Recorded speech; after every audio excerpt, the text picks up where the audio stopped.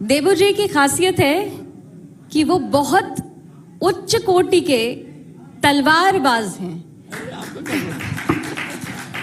और अभी किसी ने मुझसे यहीं पर ही हम इस बात का जिक्र कर रहे थे तो उन्होंने कहा कि सर आज एक प्रदर्शन होगा क्या?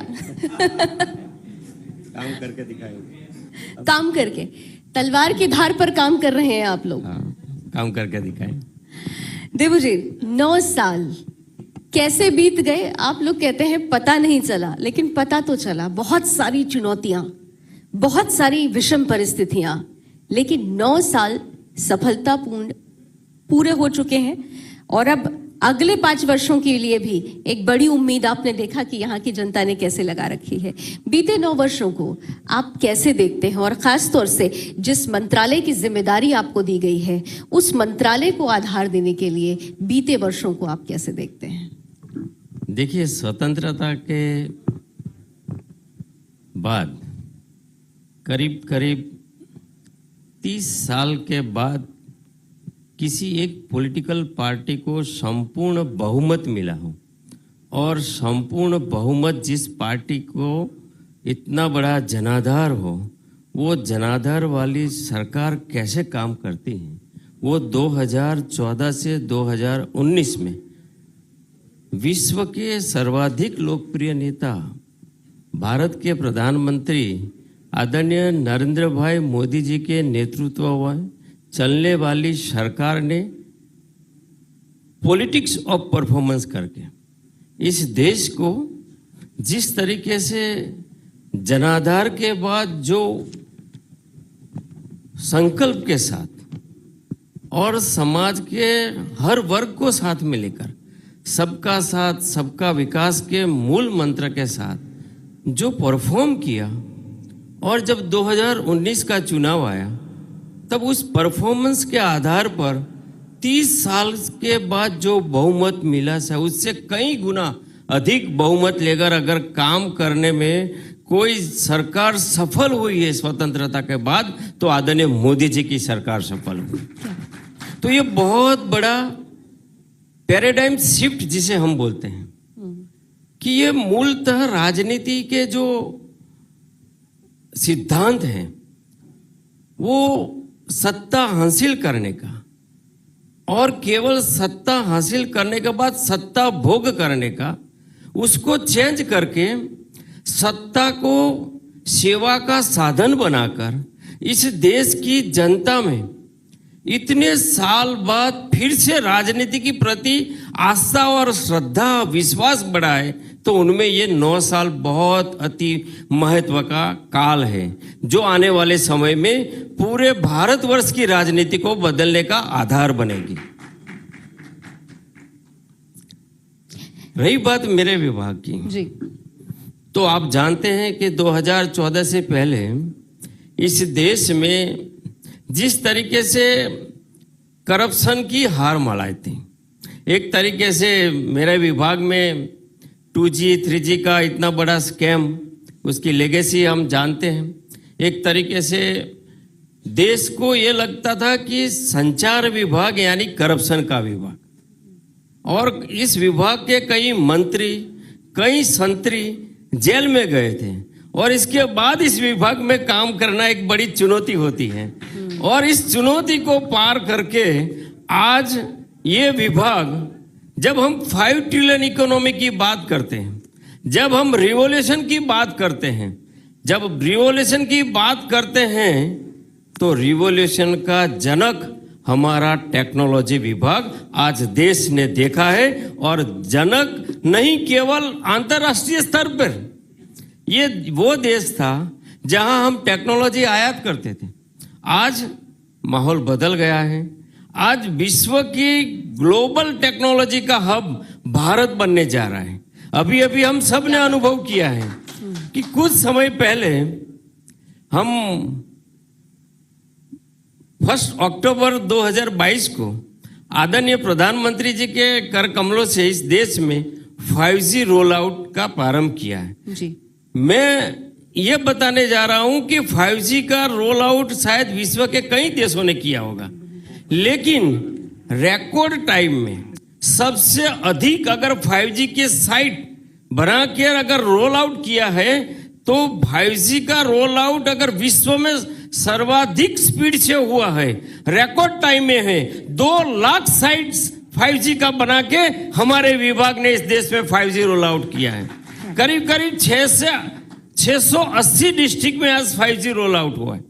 और इतना ही नहीं है, शायद हम 4G और 5G में हो सकता है हम विश्व को लीड नहीं कर पाए, लेकिन अभी अभी उसी प्रोग्राम में आदरणीय प्रधानमंत्री जी ने 6G का एक विजन डॉक्यूमेंट्स भी प्रदर्शित किया था। और हमें यह संपूर्ण विश्वास है कि आने वाले 2030 से पहले 6G में अगर कोई लीडर बनेगा, कोई देश अगर 6G में आगे आकर काम करेगा विश्व में, तो भारत होगा, उसका हमें गर्व है। तो ये काफी बदलाव हुआ है। अभी आप रिफॉर्म्स की बात करूं मैं आपको, तो हमारा जो 2 विभाग है, एक DOT और DOP, दोनों विभाग ने आदरणीय प्रधानमंत्री जी के मार्गदर्शन में हमने काफी रिफॉर्म्स किया है। वो प्रोसीजर भी है, और जो रिफॉर्म्स ऐसा रिफॉर्म्स है जो इस देश की आवश्यकता थी, लेकिन कोई हिम्मत नहीं करता था। 20 साल से हमारा टेलीकॉम का डेटा था, उसको डिजिटाइजेशन करना था। हमारा विभाग टेलीकॉम एक तरीके से टेक्नोलॉजी का विभाग, लेकिन उसका रिकॉर्ड को डिजिटाइजेशन करने का कोई काम नहीं करता था। हमने सिर्फ 20 साल का रिकॉर्ड की 2 लाख एंट्री 7 से 8 महीने में डिजिटाइज किया। और वो इसका नतीजा ये आया कि पूरे भारतवर्ष में जो रिफॉर्म्स हुआ, तो एक तरीके से सिटीजन सेंट्रिक गवर्नमेंट कैसे काम करती है, इंडस्ट्री फ्रेंडली गवर्नमेंट कैसे काम करती है। हम ईज ऑफ लिविंग की बात करते हैं, हम ईज ऑफ डूइंग बिजनेस की बात करते हैं। तो ईज ऑफ डूइंग बिजनेस में ये जो डिजिटाइजेशन काम हुआ, इसके चलते एक जमाने में जो 2G 3G का ऑक्शन होता था और जो स्कैम होता था, उसके सामने अभी अभी आपने सुना होगा कि जब 5G का स्पेक्ट्रम ऑक्शन हुआ, तब 5G के स्पेक्ट्रम में जिन लोगों ने अप्लाई किया था, उनमें से एक बड़े नाम, मैं नाम भी बोलूंगा, आदरणीय सुनील मित्तल जी ने वो भी बोला कि आज वो समय है कि सुबह में हम स्पेक्ट्रम के लिए अप्लाई होते हैं और शाम को हमें फेसलेस, किसी को मिलने की जरूरत नहीं है, शाम को हमको स्पेक्ट्रम का अलॉटमेंट लेटर मिल जाता है। ये ट्रांसपेरेंसी इस विभाग काम कर रहा है। ये कमिटमेंट के साथ आदरणीय मोदी जी के नेतृत्व में हम काम कर रहे हैं। बिल्कुल, कमिटमेंट और ट्रांसपेरेंसी, आपने महत्वपूर्ण बात कही। लेकिन बड़े बड़े प्रश्न बाद में आएंगे, लेकिन उससे पहले बड़ा बेसिक सा प्रश्न है। 5G की हम बात तो कर रहे हैं, 6G की भी संकल्पना, विजन सामने आ चुका है, लेकिन अभी भी आप देखिए जो इंटीरियर्स हैं वहां पे प्रॉब्लम्स हैं जी। वहां पर अभी भी 4G 5G के बीच में एक द्वंद्व चलता रहता है। तो उसके लिए फिर क्या कर रही है सरकार? जी, आप शहरों में भी कुछ ऐसे इलाके हैं, आप जानते होंगे, वहां पर भी ये प्रॉब्लम है। नहीं जी, आप बिल्कुल सही हैं। देखिए, इस देश में 4G सैचुरेशन, मतलब इस देश के हर कोने में, हर घर तक 4G पहुंचे, इसके लिए आदरणीय प्रधानमंत्री जी ने हाल ही में हमारे विभाग को करीब 1,60,000 करोड़ का पैकेज भी दिया है। और इस देश में अभी अभी सर्वे में जो आप बता रही हैं, तो उस समय करीब 24-25,000 गांव थे जिसको 4G नहीं था। लेकिन अभी कुछ VIP लेटर्स भी आते हैं जो और भी काम करना होता है, तो करीब 30,000 प्लस गांव ऐसे हैं जहां 4G नहीं है। और हमने एक 500 डेज का प्लान बनाया है। 4G नहीं होने का कारण भी मैं बता देता हूं। जब कोविड आया, कोविड के समय, इससे पहले जब टेक्नोलॉजी आती थी, तो मेरे विभाग की मैं आपको बताऊं फिगर, करीब करीब 40,000 करोड़ की इक्विपमेंट हम इंपोर्ट करते थे। आदरणीय प्रधानमंत्री जी ने बोला कि देश अब आत्मनिर्भर बनने जा रहा है, तब आप भी ये सारी इंपोर्ट बंद करिए, आप इंडिजिनियस भारत अपनी टेक्नोलॉजी डेवलप करेगा। और हमें गर्व होता है कि 4G इंडिजिनियस, जिसका स्टैंडर्ड IEEE 3GPP सबने स्टैंडर्ड को स्वीकार किया है, हमारे इंडिजिनस 4G को स्वीकार किया है और वो 4G इंडिजिनस हमने बना लिया है। और जब इंडिजिनस बनाया तब थोड़ा लेट हुआ है, लेकिन ये 4G 5G अपग्रेडेबल है। तो आने वाले समय में जब ये 4G हर गांव में लगेगा तब हर गांव में 5G भी पहुंचेगा और बहुत जल्दी 4G और 5G रोल आउट इस देश में होगा।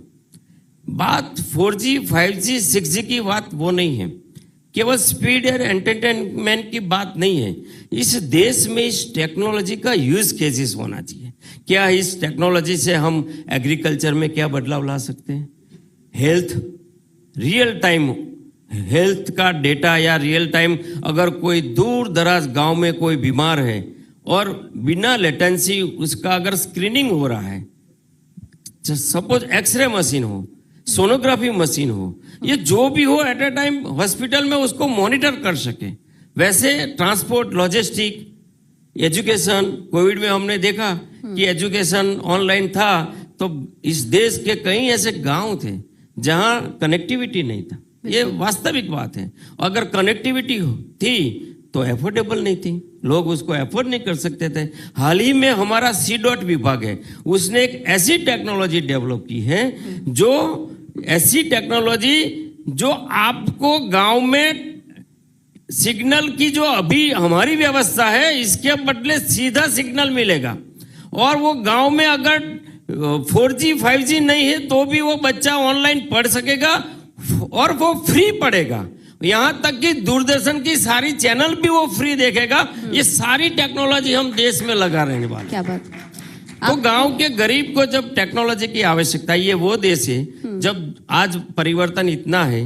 2014 की मैं आपको एक फिगर बताऊं, जब पर डेटा जीबी का कॉस्ट 270 रुपया था, आज पर डेटा जीबी की कॉस्ट ओनली 10 रुपया है। 2014 से पहले इंटरनेट यूज करने वाले लोग केवल 6 करोड़ थे, आज 85 करोड़ लोग हैं इस देश में। तो हमने ऑप्टिकल फाइबर लगाए हैं, हमने टावर लगाए, हमने BTS लगाए। तो इस देश में टेक्नोलॉजी का एक बहुत बड़ा रिवॉल्यूशन इस देश में आ रहा है। यही फिगर है ये जो बता रहे हैं जी। टेक्नोलॉजी का रिवॉल्यूशन आ रहा है, लेकिन जैसा कि हमारे प्रधान संपादक सुरेश चौहान जी सामने बैठे हैं और वो अक्सर हम लोग को कहते हैं कि प्रकृति का उपयोग करो, उपभोग मत करो। यही बात तकनीक पर लागू होती है। तकनीक का उपयोग किया जाए, उपभोग नहीं किया जाए। बहुत सारे ऐसे प्रश्न हैं जहां पर उपभोग जैसी अगर परिस्थिति बनती है, जैसे अगर आर्टिफिशियल इंटेलिजेंस है, मशीन लर्निंग है, डीप फेक जैसी परिस्थिति है, तो आपको नहीं लगता कि ये हमारे लिए बहुत चुनौतीपूर्ण होगा? और ये कैसे इससे सरकार निपटेगी? देखिए, टेक्नोलॉजी जब आती है तो जिस तरीके से एक सहूलियत होती है उसके साथ उसकी चैलेंजेस भी होती है। बिल्कुल। और उसके लिए हमने काफ़ी काम किया है। यहाँ तक कि सिक्योर इंडिया, इस देश को सिक्योर करने में हमने बहुत काम किया है। छोटी छोटी बातें बताता हूँ। आज का आपका मोबाइल मिसप्लेस हो जाता है तो IMEI उसका जो एक यूनिक नंबर होता है, इसके कारण कभी भी वो मिसप्लेस मोबाइल कोई यूज करेगा, आप अपना नंबर वेबसाइट पे डालेंगे, हमें पता चल जाएगा। हमारा एक वेबसाइट अभी हमने लॉन्च किया है, संचार सारथी। हमने अभी जो टैपकॉप जिसे हम बोलते हैं कि आपका हर इक्विपमेंट जो आधार कार्ड के साथ लिंक होता है, जो आपका मोबाइल नंबर होता है। मैं आपको बताता हूँ कि मेरा एक अनुभव रहा है। एक ही फेस से 300 मोबाइल नंबर यूज होता था, 300। अब इसको कैसे रोकेंगे? तो तब जाके हमने AI का यूज किया है, तब जाके वो लोग पकड़ जाते हैं। ठीक, अब पटका लगा दिया या दाढ़ी लगा दिया और कभी मूछ निकाल दिया, तो एक आधार कार्ड तो एक ही रहता है और आधार कार्ड का कॉपी बना के सब लोग बेच रहे हैं। तो ये सारी चैलेंजेस को हम मीट कर रहे हैं। आज देश को सिक्योर इंडिया को नेशनल फायरवॉल कैसे बना, डिजिटल इंटेलिजेंस यूनिट कैसे हो, ये सारा काम आज देश में हो रहा है। चुनौती है, लेकिन देश उस चुनौती को पार भी कर रहा है। आपने बात कही कि चुनौती है, चुनौती पार कर रहे हैं, लेकिन मेरी जानकारी में भी आज के दिन मैंने एक नया शब्द, मैं फिर कहूंगी, प्रधान संपादक सामने बैठे हुए हैं और उनका विजन बहुत आगे का होता है। उन्होंने डीप फेक की बात की। तो आपने कहा कि जैसे कि कई चेहरे थे और नंबर यूज हो रहा था, लेकिन ये परिस्थिति तो अब भी है, डीप फेक के रूप में वो सामने आ रही है।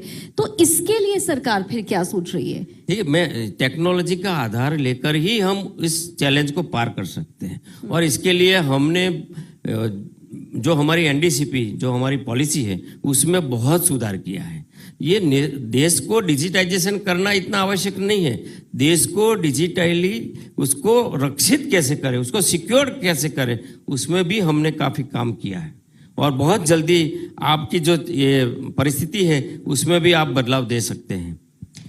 सर, एलन मस्क साहब बड़ा मेल वेल भेज रहे हैं आजकल, कह रहे हैं कि भाई हम तो स्टारलिंक लेकर आ रहे हैं, थोड़ा सा ले लो हमारे लिए भी। तो स्टारलिंक को लेकर के आप लोगों ने किसी तरीके की अनुमति दी है? क्योंकि मेल्स तो बड़े आ रहे हैं और भारत में कई लोगों को आए हैं, हमारे चैनल में भी आए हैं वो मेल। और क्या ऐसी कोई अनुमति आप लोगों की तरफ से?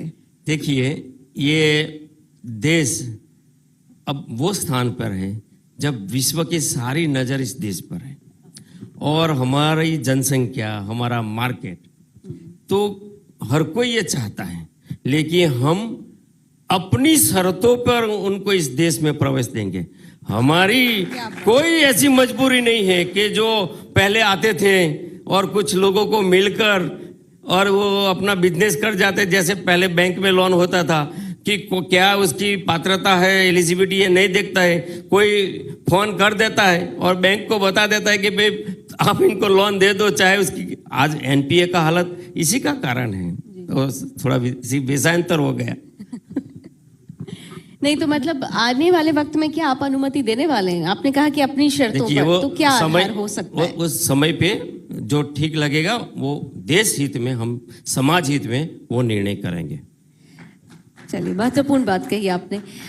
एक और बड़ा चर्चा होती है, विपक्ष आरोप लगाता है लेकिन देश में चर्चा होती है कि प्राइवेट प्लेयर्स का जो रोल है वो ज्यादा बढ़ गया है बनस्पत जो सरकार का रोल होना चाहिए था, खासतौर से जब भी बीएसएनएल की बात आती है। जी, क्यों? एक वक्त था कि हम लोग लाइन लगाते थे, मुझे याद है बहुत सारे ऐसे लोग हैं उनको बचपन याद होगा, वो लाइन लगानी पड़ती थी सर एक एक नंबर लेने के लिए, लेकिन आज सबसे बुरी हालत है। 80 के दशक के बाद इस देश में जब संचार क्रांति का प्रारंभ हुआ, तब बीएसएनएल नवरत्न कंपनी माना जाता था।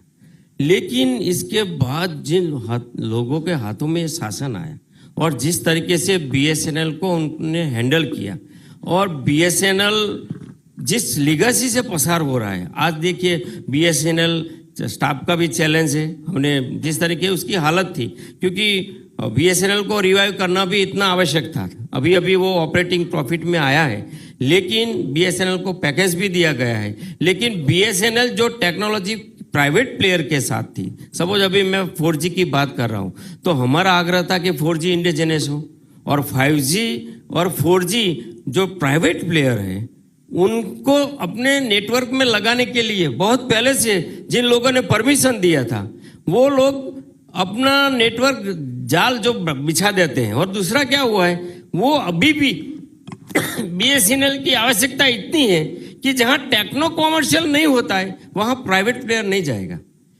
अंडमान निकोबार में बीएसएनएल जाएगा, नॉर्थ ईस्ट में बीएसएनएल जाएगा, डिफेंस में बीएसएनएल रहेगा। अगर अंडरग्राउंड केबल करके लक्षद्वीप और कहीं भी करना है तो बीएसएनएल करेगा, क्योंकि वहां हम सोशल ऑब्लिगेशन देखकर काम करते हैं। हम वो कॉमर्शियलाइजेशन नहीं होता है। जो प्राइवेट प्लेयर होता है वो आपको जहां उनको बिजनेस मिलता है वही काम करता है। बावजूद बीएसएनएल की इकोनॉमिक कंडीशन ठीक नहीं होने के बाद भी आज बीएसएनएल हमारे लिए एक स्ट्रेटेजिकल प्लेयर की हैसियत से आवश्यक है, और इसीलिए हम बीएसएनएल को मदद भी कर रहे हैं। बीएसएनएल को मदद कर रहे हैं, और आपने सही कहा कि जहां पर भी स्ट्रैटेजिकल और खास तौर से जब सामरिक दृष्टिकोण से अगर कुछ सीमाएं हैं, वहां पर अपना स्वयं का जब सब कुछ होता है तो आधार भी मजबूत होता है। लेकिन हम सामरिक दृष्टिकोण से ही, हालांकि आपका विभाग अलग है लेकिन जुड़ा हुआ है, क्योंकि अभी थोड़ी देर पहले हम लोग आर्टिफिशियल इंटेलिजेंस की बात कर रहे थे। आप तो देखते हैं कि अब तो किस किस तरीके से कई बड़े ऐसे आर्टिलरी है जो डायरेक्टली मशीन चलती है संचार के माध्यम से, कहाँ से क्या कैसा अटैक आ जाए संचार के माध्यम से ये पता नहीं चल पाता।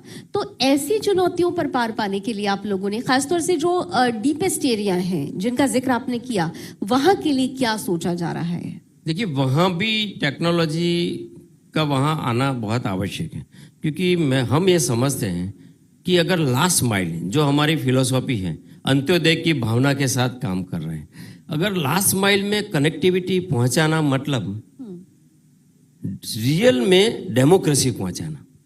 अगर वो लास्ट माइल में कनेक्टिविटी जाएगी तो वो सरकार से क्वेश्चन भी कर सकता है, एक तरीके से अकाउंटेबिलिटी भी पूछ सकता है, और वो कनेक्टिविटी पहुंचेगी तो सोशियो इकोनॉमिक बहुत बड़ा चेंज आएगा उनकी लाइफ में। मैंने तो कहीं दूर दराज दंतेवाड़ा जैसे क्षेत्र में मैंने 2 नाइट स्टे किया था छत्तीसगढ़ में।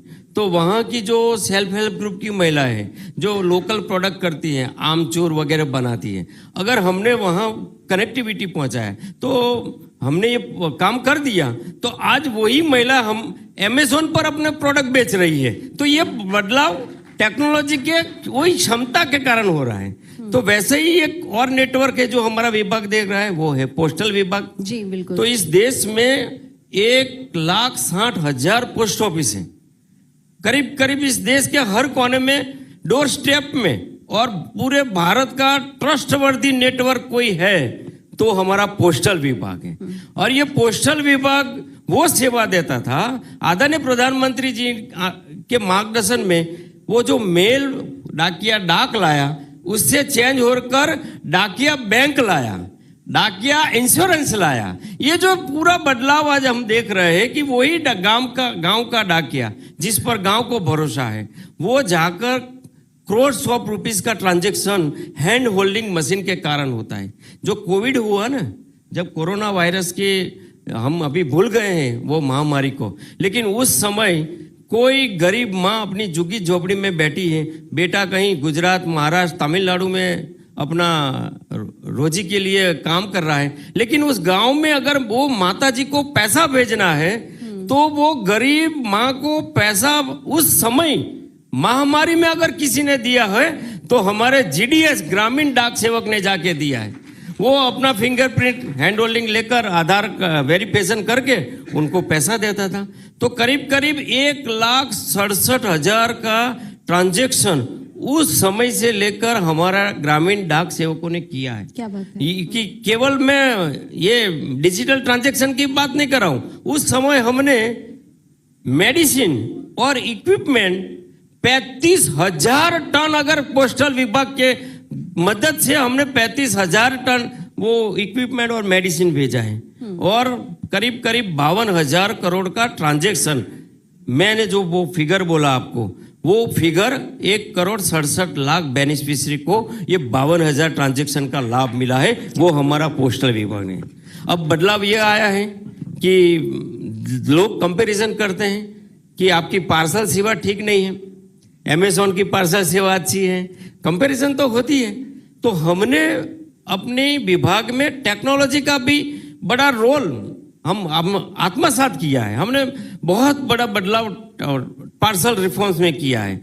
हमने पार्सल्स में क्लिक एंड बुक, घर से आदमी बुक कर सकता है जो बाकी लोग गुड्स करते हैं। हमने 100% ट्रैकिंग किया है, हमने राइट टू रिकॉल किया है, हमने यहाँ तक की फैसिलिटी दिया है कि जो कस्टमर जहाँ चाहे वहाँ से वो अपना गुड्स उठा सकता है। और इसका नेटवर्क देखकर हाल ही में पूरे भारतवर्ष में पहली बार हुआ है कि भारत ई मार्ट का हमने लॉन्चिंग किया है।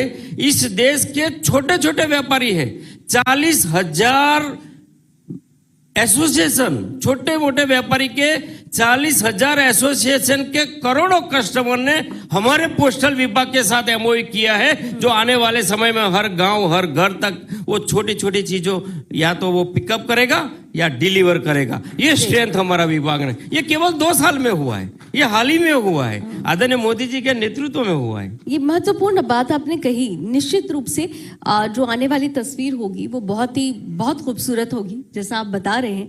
लेकिन अभी अगर वर्तमान से हम उसको थोड़ा कंपेयर करें तो हम देखते हैं कि फिर वही बात आएगी कि यहाँ पर भी देखिए ना, प्राइवेट प्लेयर्स हैं, वो बाहर के भी हैं जो पूरी तरह से घर कर गए। आपने अमेजोन का जिक्र किया, अभी तो अमेजोन जैसी बहुत सारे ऐसे नहीं, अमेजोन हमारे साथ एमओयू कर रहा है। अब अमेजोन ये चाहता है कि भारत का डोर स्टेप पे कोई नेटवर्क है तो पोस्टल का है, तो अमेजोन हमारे साथ कर रहा है। मैं आपको यह बताऊं, एप्पल पर्सनली हमें मिलने आए थे इनके अधिकारी, क्या आप लोगों ने इतना रिफॉर्म्स किया है, हमारे लिए इतना उपयोगी है। आप ये मत सोचिए कि हम उनसे पीछे हैं। हमारी स्ट्रेंथ देखकर एप्पल ये अमेजोन हमारे साथ आ रहा है, फ्लिपकार्ट हमारे साथ आ रहा है। तो ये ट्राइफेड में, ट्राइबल एरिया में जो प्रोडक्ट होता है उसका भी हमने एमओयू किया है। और अभी तो भारत सरकार ओएनडीसी नेटवर्क ला रही है, तो उसके साथ भी हमारा एमओयू हो रहा है। अगर इस देश में कोई भी दूर दराज गांव में, और हाल ही में आदरणीय प्रधानमंत्री जी के, आदरणीय होम मिनिस्टर जी के आग्रह पर हमने इस देश में करीब 6000 नए पोस्ट ऑफिस खोलेंगे, जो ब्रिक एंड मॉर्टर में एवरी 5 किलोमीटर के अंदर आपको एक पोस्ट ऑफिस मिलेगा जो बैंकिंग सेवा का काम करेगा, इंश्योरेंस का भी काम करेगा। तो ये बड़ा काम इस विभाग कर रहा है। विभाग काम कर रहा है, क्योंकि आप जैसे तेज तर्रार तलवारबाज है ना, तलवार की धार पर ये काम हो रहा है। ये आपने सही कहा कि देखिए, एक जो बार बार हम कह रहे हैं, अब हम तैयार हो रहे हैं। हम बार बार बीते 70 सालों से कंपैरिजन कर लेते हैं, क्योंकि तब हम बात करते थे, तैयारी नहीं करते थे। अब हम तैयारी के साथ उतर रहे हैं, इसलिए हमें परिणाम भी मिल रहा है। लेकिन इसके उलट चुनौती कम नहीं लगती, क्योंकि अमेरिका जिस तरीके की तैयारी कर चुका है उसके परिणाम आज दिख रहे हैं। आज वहां की टेक्नोलॉजी और यहाँ की टेक्नोलॉजी में अभी भी थोड़ा सा फर्क है। ठीक है, आने वाले वक्त में हम प्रदाता हो जाएंगे पूरी तरीके से, लेकिन आपको लगता है कि वो जो हावी है अभी, जो भी थोड़ा बहुत जो वैक्यूम अभी है, जहां पर बाहर के देश, बाहर के मुल्क हावी हैं, वहां के लिए आप लोगों के लिए अभी कुछ चैलेंजेस हैं। उन चैलेंजेस को आप पूरा कैसे कर पाएंगे? देखिए, मैं जिस डिस्ट्रिक्ट से आता हूँ ना, वो खेड़ा डिस्ट्रिक्ट, खेड़ा से। तो खेड़ा में बहुत सारे लोग एनआरआईज होते हैं। तो एनआरआई लोग जब भी आते हैं हमारे यहाँ, तो जब लोकल लोगों से बात करते थे, हमारे यहाँ ऐसा हेल्थ का इंफ्रास्ट्रक्चर है, कहीं रोड पे एक्सीडेंट हो जाता है तो हेलीकॉप्टर आता है और उस प्लेस पे जो भी जिसको एक्सीडेंट हुआ है उसको पिकअप करके हॉस्पिटलाइज करते हैं। तो हमें ऐसा लगता था कि ये तो बड़े हेल्थ इंफ्रास्ट्रक्चर में बड़े हम लोगों से बहुत बड़े पावरफुल होंगे। लेकिन कोविड ने इस सारी उनकी जो हवा थी ना वो निकाल दी। जो इंफ्रास्ट्रक्चर हेल्थ का भारत के पास है और जिस तरीके से भारत ने कोविड को हैंडल किया है, विश्व के विकसित देश भी नहीं कर पाए। तो विकसित देश अब वो जमाना नहीं रहा है। वो जमाना था वैक्सीन, वो लोग रिसर्च करके वैक्सीन हमें 10 साल 15 साल बाद पहुंचाते थे। अगर आप सोचो, इस देश में आदरणीय प्रधानमंत्री जी ने इंडिजिनियस वैक्सीन का आग्रह नहीं किया होता, और अगर हम हमारी भारत की वैक्सीन लेकर नहीं आते और 10 साल 15 साल वेट करते जो पुरानी सरकार करती थी, तो इस देश में क्या हालत होगा। और हमने केवल 9 महीने में इंडिजिनियस वैक्सीन बना के करोड़ों लोगों, तो भारत अब बदल रहा है टेक्नोलॉजिकली, मतलब हर क्षेत्र में बड़ा बदलाव आ रहा है। आप देखेंगे तो मेरे क्षेत्र की तो मैं बात करूं तो वो जो रैंकिंग है, उस समय 2014 का रैंकिंग और आज का रैंकिंग में हम बहुत आगे निकल चुके हैं, निश्चित रूप से। क्योंकि आप बार बार अपने क्षेत्र की बात कर रहे हैं, तो फिर मैं गुजरात पर आ ही जाती हूँ। गुजरात मॉडल का जिक्र हो रहा है, और मतलब गुजरात वासियों ने तो सोच लिया है कि आप ही आप हैं और कोई नहीं है। तो जिस तरीके से वहां की परिस्थिति है, आपको लगता है कि उसी गुजरात मॉडल के बेस ने देश में आपको एक मजबूती दी? जी, लगता है आपको? डेमोक्रेसी में केवल एक पक्ष होना आवश्यक नहीं है। हेल्दी डेमोक्रेसी तभी है कि दोनों पक्ष हो। विपक्ष भी होना चाहिए, लेकिन विपक्ष रचनात्मक होना चाहिए। विपक्ष को देखिए, आक्षेप एक तरफ से आरोप गढ़ना अलग बात है, और टीका करना, आलोचना करना, और आलोचना करने के लिए आपको अभ्यास करना पड़ता है, स्टडी करना पड़ता है। आरोप कोई भी कर सकता है, लेकिन अगर आपको आलोचना करना है तो आलोचना के हिसाब से आपको कुछ तर्क भी और कुछ प्रूफ के साथ बात करनी पड़ेगी। तो गुजरात में क्या हुआ है कि जब गुजरात में एक तरीके से वो राजनीति चलती थी जिसे आज पूरा देश इससे ग्रसित था, इम्पीचमेंट की राजनीति, जात पात की राजनीति, गुजरात ने बहुत कुछ झेला है इतने सालों में। लेकिन 2002 के बाद गुजरात में आदरणीय मोदी जी के नेतृत्व में विकासवाद की राजनीति चली गई। तो पूरा एक्टिविटी उनका सर्वव्यापी, सर्वसमावेशी, समाज के हर तकते, हर वर्ग को साथ में लेकर, चाहे किसान हो, महिला हो, युवा हो, या हर सबको साथ में लेकर सबका साथ सबका विकास की राजनीति करने के बाद इस देश में विकास कैसे हो सकता है, विकास का मॉडल कैसा है, वो गुजरात को उस समय उन्होंने 2013 तक, 2012 से 13 मतलब गुजरात जैसे प्रगतिशील राज्य के एक मुख्यमंत्री होने के हैसियत से देश को यह मॉडल दिखाया। तब देश निराश था, 2014 से पहले हताश था, उनको कोई उम्मीद नहीं था। तब देश की जनता को आदरणीय मोदी जी में एक आशा दिखी, क्योंकि 2014 से पहले भारतीय जनता पार्टी ने अनाउंस किया कि अगर हमारी बहुमत आती है तो हम आदरणीय मोदी जी को इस देश के वड़ा प्रधान बनाएंगे। और यही फेस पर विश्वास जता के इस देश की जनता ने 30 साल के बाद इतना क्लियर मैंडेट देखा है, जो दुनिया आज झुकती है वो इतना क्लियर मैंडेट दिखा है। और वो जो विकास की राजनीति का मॉडल आज उन्होंने देश में दिखाया है, और जिस तरीके से राजनीति चली है और जो देश का माहौल चेंज हुआ है, एक तरीके से सेवा, सुशासन, गरीब कल्याण, विदेश नीति, आर्थिक नीति, सुरक्षा नीति, ये सारी चीजों पर हम घंटों बोल सकते हैं जी। वैसा परिवर्तन इस देश में आया है। देबू जी, क्योंकि अब सेशन खत्म हो रहा है, लेकिन एक बड़ा महत्वपूर्ण सवाल जरूर करूंगी आपसे। गुजरात का जिक्र आप कर रहे हैं, गुजरात में इसमें कोई दो राय नहीं है कि भारतीय जनता पार्टी ने एक अनूठी तस्वीर प्रस्तुत कर दी है। लेकिन बीते कुछ वर्षों में हमारे सामने कुछ ऐसी तस्वीरें आई हैं जो चिंता का सबब है। लव जिहाद बढ़ा, लव जिहाद में हमारी हिंदू बेटियों की जान तक चली गई, धर्मांतरण बढ़ा। अभी आपने देखा कि गुजरात की कर्णावती में इसके विरुद्ध खुद आवाज बुलंद हो रही है। लैंड जिहाद बढ़ता जा रहा है, हिंदू मंदिरों को टारगेट किया जा रहा है। आप सबका साथ, सबका विकास, ये बात तो कर रहे हैं, लेकिन जब सबका विश्वास की बात आती है तो क्या आप मानते हैं कि हर कोई विश्वास पात्र है? क्योंकि वहां तो देखिए ना, ऐसी परिस्थितियां बन रही हैं। ये चुनौती है फिर गुजरात में हिंदू बेटियों के लिए भी, हिंदुओं के लिए भी। देखिए, हम सबका साथ सबका विश्वास की राजनीति की बात करते हैं, तब जब कोई इंफ्रास्ट्रक्चर हो रहा है, रोड हो रहा है, रेल हो रहा है, हॉस्पिटल हो रहा है, एजुकेशन हो रहा है, कहीं भी जो फैसिलिटीज बनती है, कहीं भी एक जगह ऐसी बताओ जहां आदरणीय मोदी जी की सरकार ने किसी एक वर्ग, इसी एक धर्म के लिए काम किया है। अगर आपके पास एम्बुलेंस आती है तो एम्बुलेंस आपको पूछ के बिठाती है कि आपका नाम अब्दुल है या अविनाश है, आपका नाम किरण है या करीम है, वो जो भी नाम पूछ के नहीं कर रही है। ऐसे ही आदरणीय मोदी जी का ये सबका साथ में लेकर ये राजनीति चल रही है, कोई भी हो।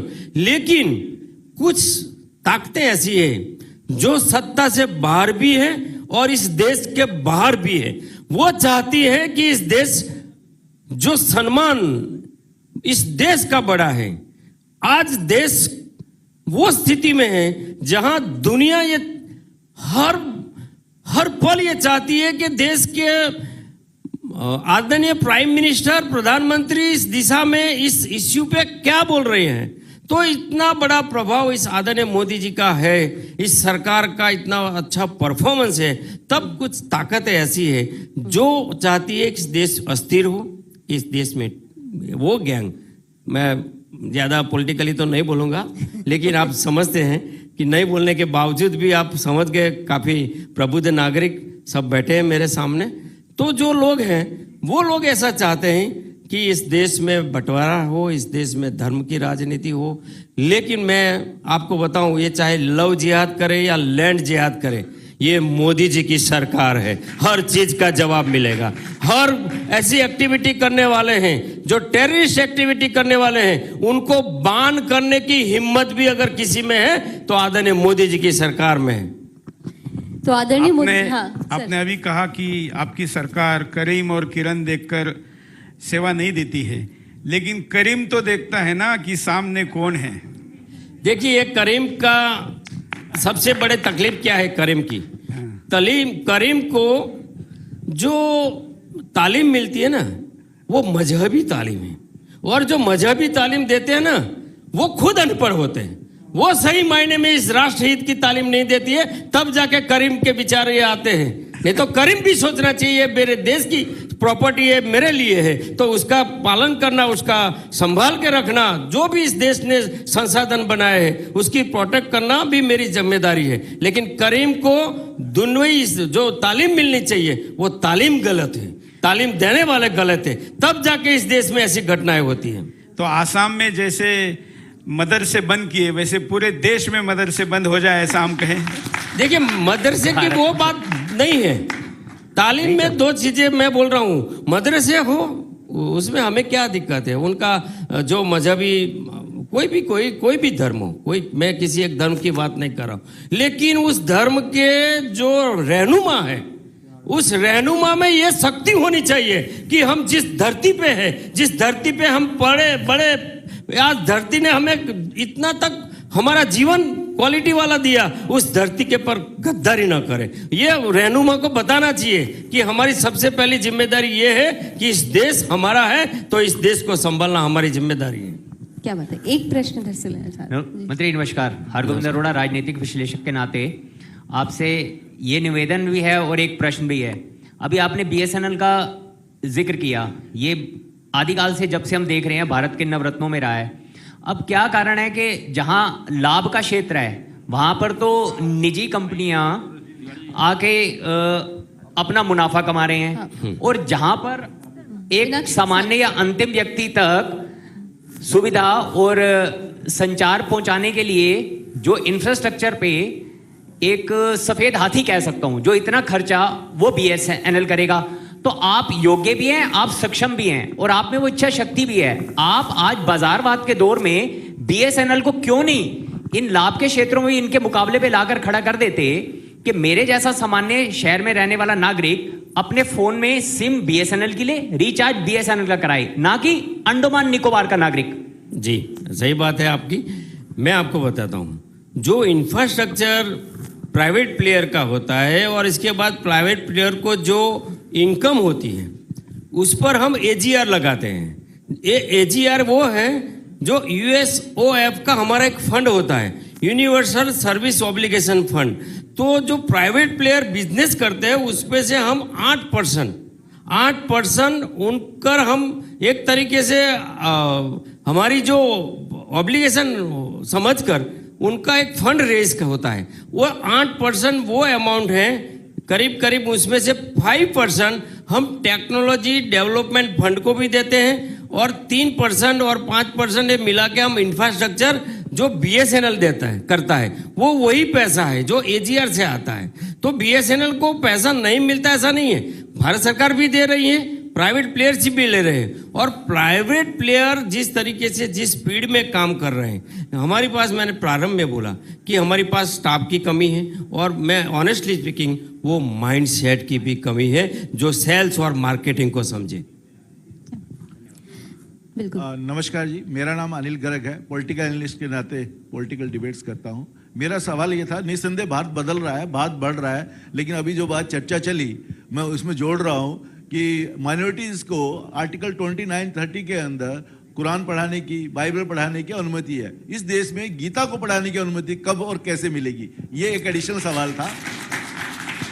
देखिए, देश के स्वतंत्रता के बाद करीब करीब जो HRD मिनिस्टर आए वो किसी विशेष धर्म के लोग थे, और एक नहीं, 2 नहीं, 3 नहीं, कंटिन्यूसली 4 माइंड, एक वैसे लोग आए जिनका माइंड सेट इस देश की मानसिकता, इस देश की सनातन धर्म की संस्कृति के अगेंस्ट रहे, तब इसीलिए ये स्थिति है।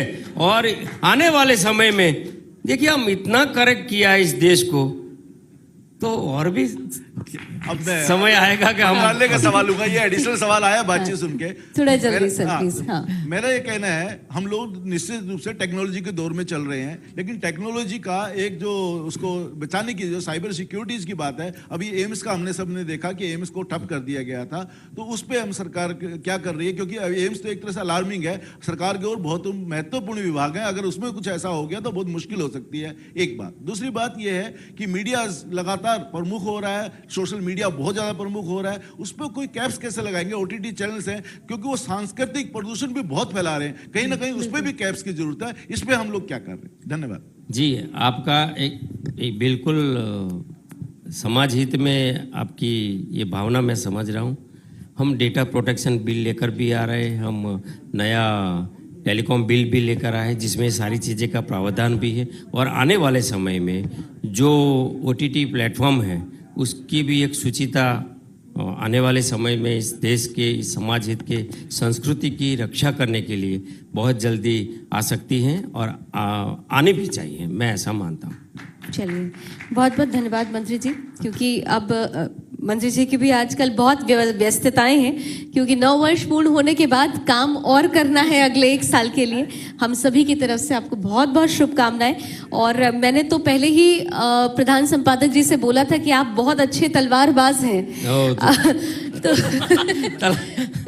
काम शस्त्र और शास्त्र दोनों की जरूरत हो गई है सर आज वर्तमान में।